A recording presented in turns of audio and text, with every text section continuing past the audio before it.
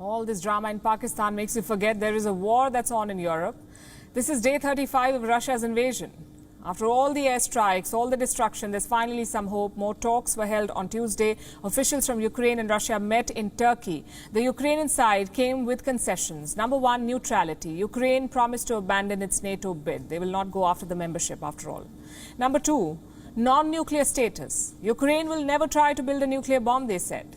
Number three, no military designs over Crimea. In other words, acceptance of the 2014 annexation of Russia. And number four, a future discussion on the status of Donbass. So 4 major concessions. Were they enough though? Frankly, it's too early to say, but both sides were upbeat after the talks. Listen to their assessments. Yes, we can call the signals we hear from the negotiating platform positive. But these signals do not drown out the blows of Russian shells. Of course, we see all the risks.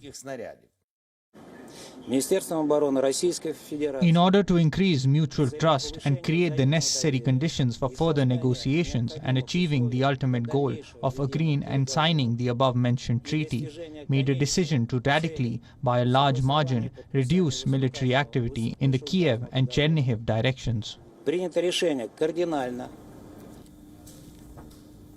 Important signals from both sides here. Ukraine says that talks were positive. Russia says they're scaling down operations in the north. Fine statements.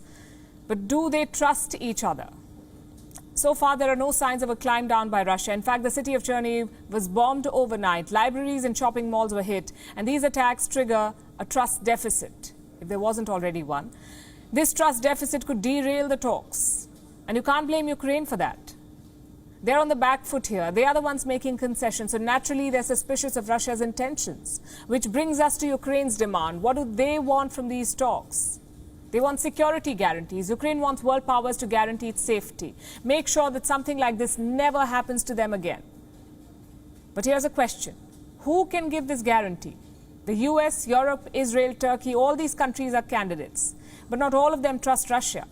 The US, for instance, they feel Vladimir Putin is not even looking for peace. And what I've not seen anything that suggests that this is moving forward in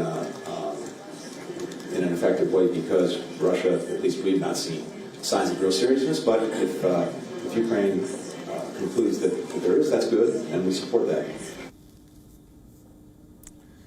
So the offers are on the table, what Ukraine wants and what Ukraine is willing to give up. Now the ball is in Vladimir Putin's court. What will he decide? 2 things will determine Vladimir Putin's response. Number one, the future of Donbass, and number 2, Western sanctions. We'll talk about Donbass first. Putin justified this whole invasion using Donbass, remember. First, he recognized the 2 breakaway republics, Donetsk and Luhansk.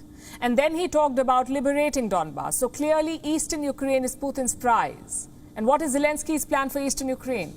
A pre-war status quo. Sort of like a Minsk III. Now, this proposal is a risky one for Putin. And this map should tell you why. All of Russia's gains have been made in the east. The land bridge from Crimea to Donbass is nearly complete. Will Putin simply abandon these territories? Chances are he won't. Will he hand them over to the rebel republics? Well, this is where things get even more interesting. Donetsk and Luhansk are not interested in independence. Turns out they want to join Russia.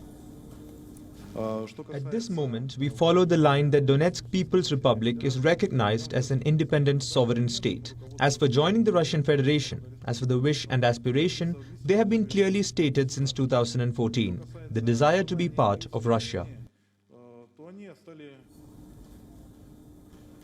Well, is this even possible? Both regions are considering referendum, sort of like a public stamp of approval for joining Russia. Remember, the same thing was done in Crimea back in 2014, a sham referendum, but this time Putin has more options. A, he can carve out an eastern Ukraine like a buffer state, or B, he can outright annex them. And both moves would violate international law, which means more sanctions will follow. And that is point number 2.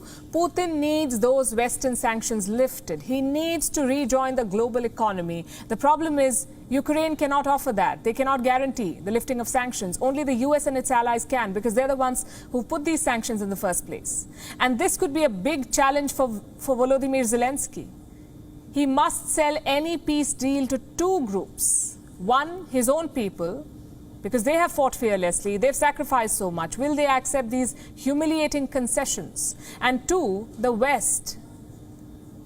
And that's where the problem lies. Joe Biden doesn't mind if this war goes on. His soldiers are safe after all. Yet Russia is suffering losses every day. That works for the US. These next couple of days could be crucial in the talks. It's all about making tough choices. For Putin, does he continue this high-cost war, or does he strike a favorable deal with Ukraine? For Zelensky, does he make more concessions, or is this as far as he will go? Perhaps a direct sit-down between Putin and Zelensky will do the trick. WION is now available in your country. Download the app now and get all the news on the move.